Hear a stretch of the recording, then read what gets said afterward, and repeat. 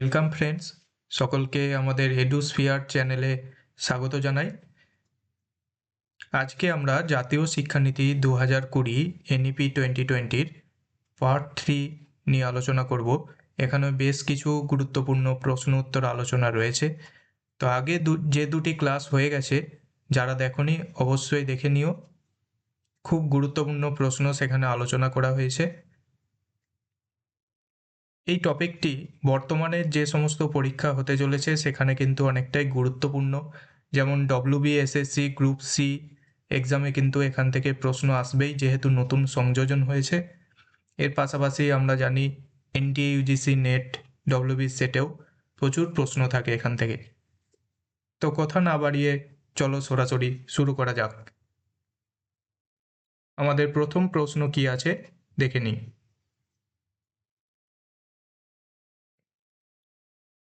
প্রথম প্রশ্ন আছে, জেন্ডার ইনক্লুশন ফান্ড তৈরি করার উদ্দেশ্য কী?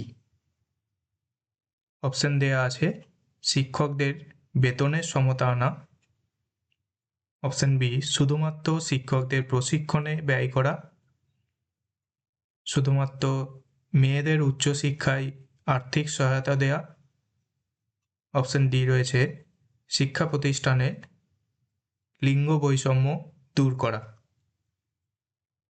এর মধ্যে সঠিক উত্তর কোনটি হবে?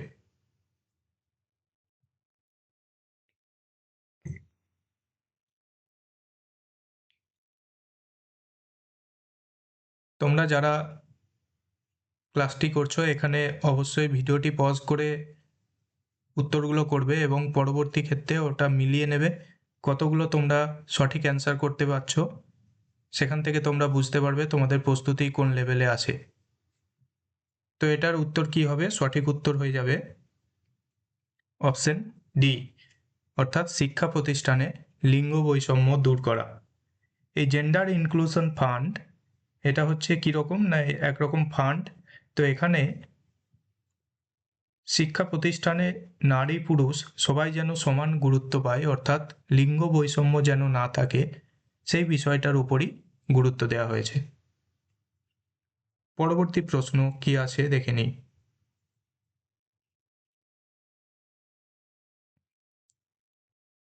এনইপি 2020 অনুযায়ী প্রাথমিক থেকে মাধ্যমিক শিক্ষায় কোন সালের মধ্যে মোট নাম নথিভুক্তকরণের অনুপাত, অর্থাৎ গ্রস এনরোলমেন্ট রেশিও GER, এটি 100% করার লক্ষ্য স্থির করা হয়েছে? 2025 সাল অপশন এ, 2035 অপশন বিতে রয়েছে 2035, অপশন সি 2030, অপশন ডি 2040।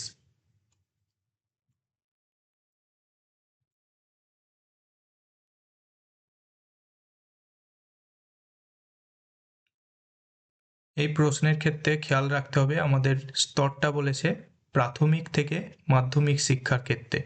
এরকম আরও একটি প্রশ্ন রয়েছে, আমরা পরবর্তী স্লাইডে দেখব। তো এখানে প্রাথমিক থেকে মাধ্যমিক শিক্ষা স্তরের মধ্যে জানতে চেয়েছে এবং 100% গ্রস এনরোলমেন্ট রেশিও এটার লক্ষ্যমাত্রা নেওয়া হয়েছে। সঠিক উত্তর হয়ে যাবে কোন বছরের মধ্যে? সঠিক উত্তর হবে অপশন সি, 2030 সালের মধ্যে এই লক্ষ্য পূরণ করতে হবে। পরবর্তী প্রশ্ন, উচ্চশিক্ষার জন্য একক নিয়ন্ত্রক সংস্থা হিসাবে কোনটির প্রস্তাব করা হয়েছে? সিঙ্গল রেগুলেটর বডি হিসাবে কিসের প্রস্তাব করা হয়েছে?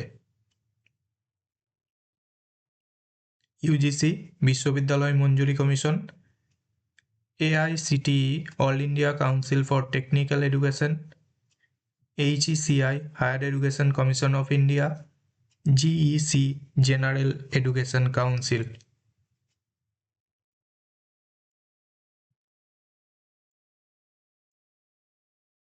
এগুলির মধ্যে সঠিক উত্তর হয়ে যাবে অপশন সি, অর্থাৎ HECI higher education commission of India. এটি একটি সিঙ্গেল রেগুলেটর বডি হিসাবে থাকবে। বলা ভালো এটি একটি আমব্রেলা বডি, অর্থাৎ এর মধ্যে আবার আরও অনেক সংস্থা থাকবে।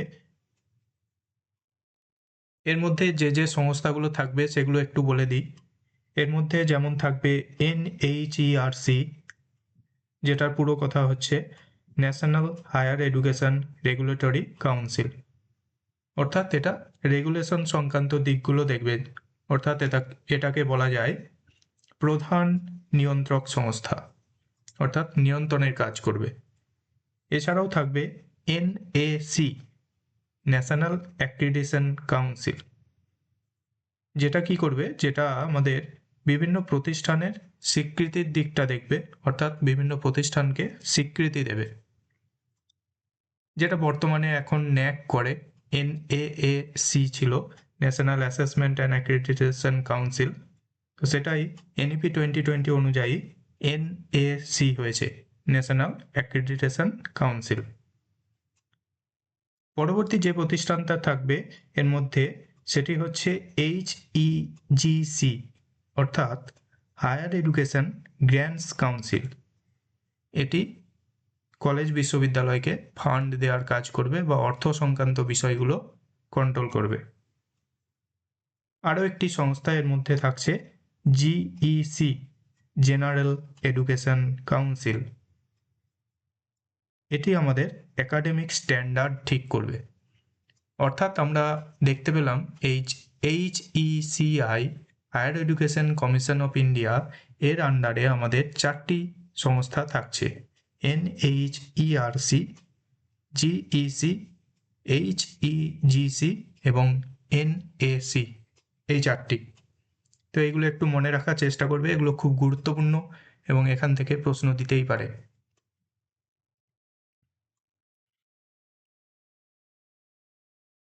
পরবর্তী প্রশ্ন,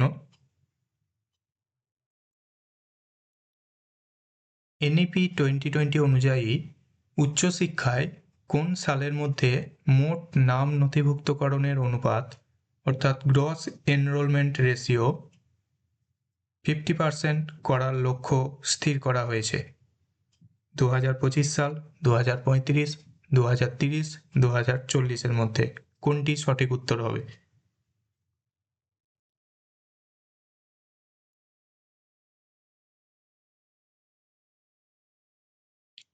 একটু আগেই আমরা এরকম একটা কোশ্চেন পেলাম, সেখানে আমাদের ছিল প্রাথমিক থেকে মাধ্যমিক স্তরের জন্য 100% এনরোলমেন্টের কথা। তো এই প্রশ্নের ক্ষেত্রে রয়েছে উচ্চশিক্ষায় কত সালের মধ্যে 50% এনরোলমেন্ট লক্ষ্য পূরণ করা হবে? এটি সঠিক উত্তর হয়ে যাবে অবশ্যই অপশন বি, 2035 সালের মধ্যে। এর আগে পর্যন্ত 2018 সালের রিপোর্ট অনুযায়ী এটির পরিমাণ ছিল 26.3% গ্রস এনরোলমেন্ট রেশিও, অর্থাৎ যেটা 26.3% ছিল সেটাকেই 50% করার লক্ষ্যমাত্রা নেওয়া হয়েছে 2035 সালের মধ্যে। পরবর্তী প্রশ্ন,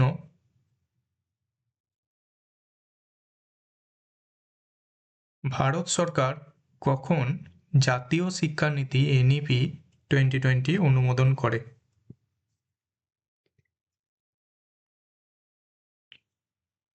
অপশন এ 29 জুন 2020, অপশন বি 29 আগস্ট 2020, অপশন সি 29 জুলাই 2020, অপশন ডি 29 জানুয়ারি 2020।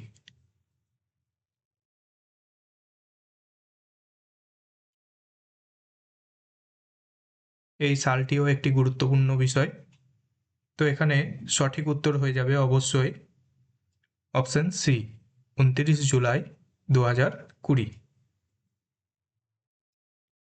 তো কেন্দ্রীয় মন্ত্রিসভায় 29 জুলাই 2020-তে এই NEP 2020-র খসড়াটি অনুমোদন পায়।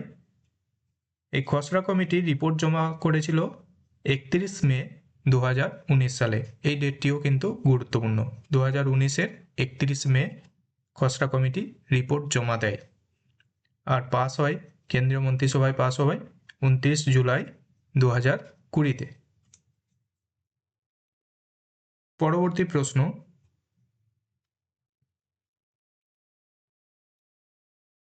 জাতীয় শিক্ষানীতি 2020 এই এনইপি 2020-তে কতগুলি অধ্যায় ছিল? 12টি, 15টি, 21টি, 20টি।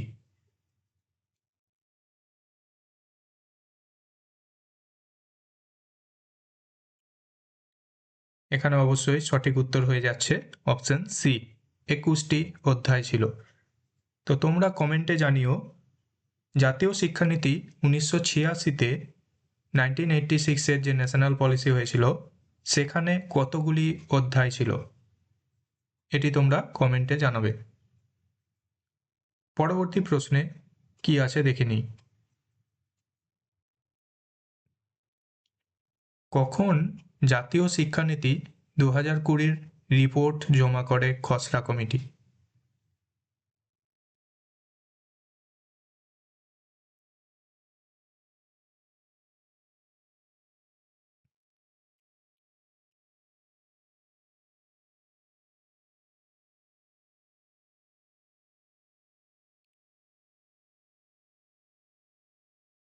এটার উত্তর হয়ে যাচ্ছে সঠিক উত্তর অপশন ডি, 31 মে 2019। আলোচনা করতে গিয়েই একটু আগে এটা বললাম। তো 31 মে 2019-এ এই রিপোর্টটি খসড়া জমা করা হয়েছিল।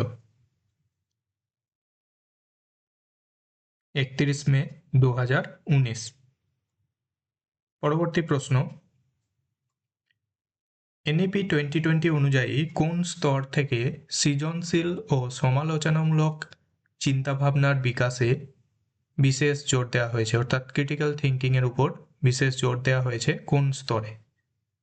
ফাউন্ডেশনাল স্তর, প্রস্তুতিমূলক স্তর, মিডল স্তর, মাধ্যমিক স্তর।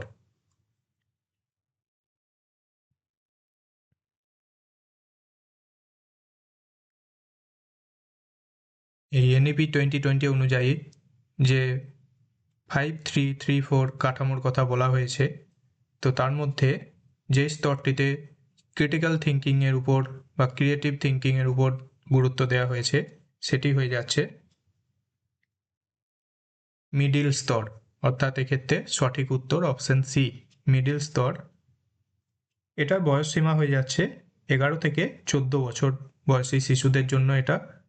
তো ক্লাস 6 থেকে 8 পর্যন্ত এখানে শিশুরা বিভিন্ন অ্যাবস্ট্র্যাক্ট কনসেপ্ট শিখবে, এর পাশাপাশি ক্রিটিক্যাল থিঙ্কিং করতে পারবে। এই বিষয়গুলোর উপর অনেক গুরুত্ব আরোপ করা হয়েছে। পরবর্তী প্রশ্নে চলে যাই।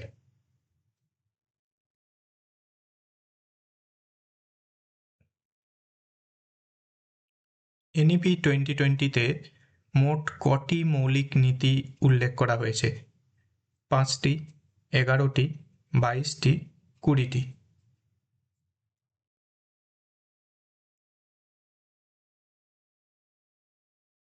এর মধ্যে সঠিক উত্তর হয়ে যাচ্ছে অবশ্যই অপশন এ, 5টি। এই 5টি কি কি? এই 5টি মৌলিক নীতি হচ্ছে অ্যাক্সেস, ইকুইটি, কোয়ালিটি, অ্যাফোর্ডেবিলিটি এবং অ্যাকাউন্টেবিলিটি। কি কি বললাম?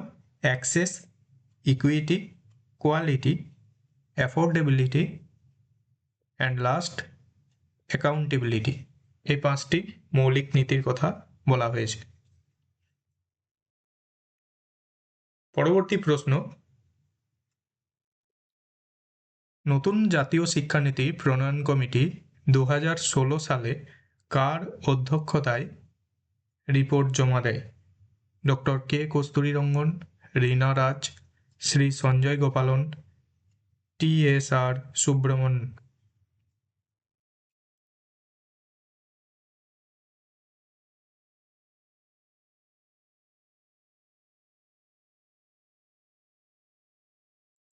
এটার উত্তর হয়ে যাবে option D, TSR Subramaniam.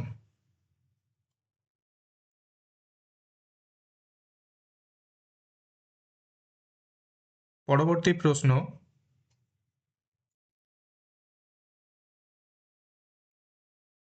NEP 2020 বাস্তবায়ন সংক্রান্ত আদেশ প্রথম কোন রাজ্য জারি করে? মহারাষ্ট্র, উত্তরপ্রদেশ, মধ্যপ্রদেশ, কর্ণাটক।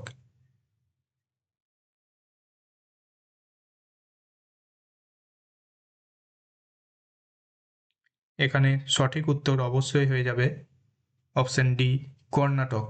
কর্ণাটক রাজ্য প্রথম NEP 2020 বাস্তবায়ন সংক্রান্ত আদেশ পেশ করে। পরবর্তী প্রশ্ন, জাতীয় শিক্ষানীতি 2020 অনুযায়ী শিক্ষণ হওয়া উচিত বিষয়কেন্দ্রিক, আচরণ ভিত্তিক, অভিজ্ঞতা ভিত্তিক, পাঠ্যপুস্তক কেন্দ্রিক।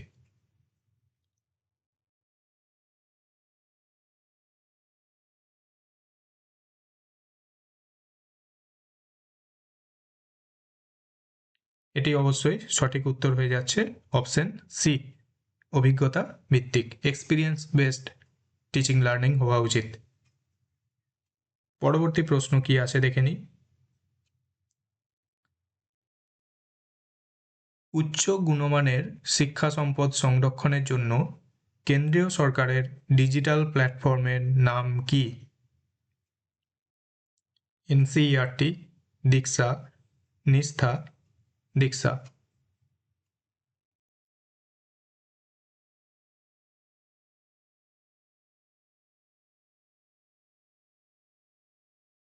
উচ্চ গুণমানের শিক্ষা সম্পদ সংরক্ষণের জন্য যে ডিজিটাল প্ল্যাটফর্মের কথা বলা হয়েছে, তো সেটির নাম কি?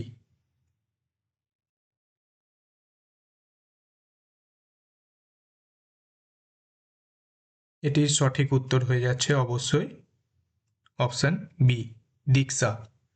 অপশন বি এই কারণেই হলো, দেখো অপশন বি আর ডি এর মধ্যে একটু কনফিউশন হতে পারে। অপশন ডি এর বানানটা কিন্তু ভুল আছে, অর্থাৎ এটা পাজল করার জন্যই দেওয়া হয়েছে। অপশন ডিতে দীক্ষা কিন্তু ডবল এ আছে।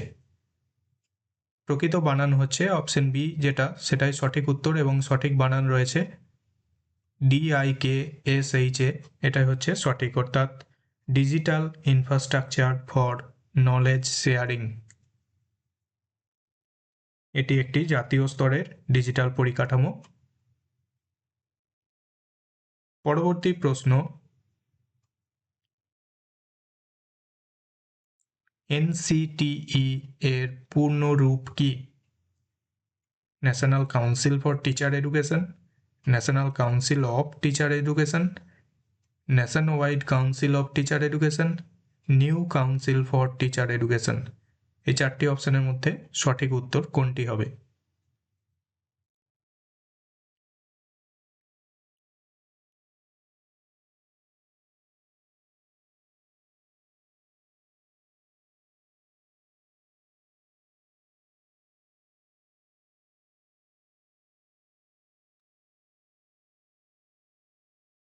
এর মধ্যে সঠিক উত্তর হয়ে যাবে অবশ্যই option A, national council for teacher education. এখানে কিন্তু গোলমাল যেটা হয় এই অফ এবং ফর নিয়ে, অপশন বিটাও কিন্তু একই রকম রয়েছে, শুধু পার্থক্য অফ আর ফরে। এখানে কিন্তু NCTর পূর্ণ রূপ হচ্ছে national council for teacher education. তো তোমরা কমেন্টে জানিও NCERTর পূর্ণ রূপ কি, বা NCERTর ফুল ফর্ম কি। পরবর্তী প্রশ্ন, NHERC এর পূর্ণ রূপটি কি?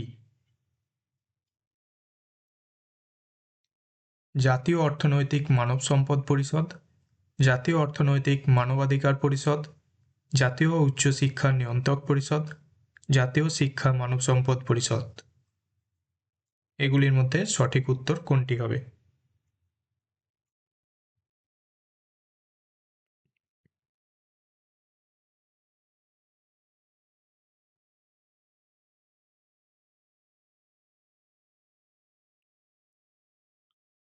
এগুলির মধ্যে সঠিক উত্তর হয়ে যাচ্ছে অবশ্যই অপশন সি, জাতীয় উচ্চশিক্ষা নিয়ন্ত্রক পরিষদ। অর্থাৎ কি না, national higher education regulatory council. একটু আগে আমরা আলোচনা করতে গিয়ে বললাম যে এটি আমাদের একটি প্রধান নিয়ন্ত্রক সংস্থা হিসাবে কাজ করে। যেহেতু রেগুলেটরি কাউন্সিল বলা হয়েছে, সেই জন্যই রেগুলেশন দিক সংক্রান্ত দিকগুলি এটি দেখাশোনা করে। ক্লাসটি যদি ভালো লেগে থাকে তাহলে অবশ্যই লাইক এবং শেয়ার করতে ভুলবেন না। সাবস্ক্রাইব করে আমাদের পাশে থাকবেন। ধন্যবাদ।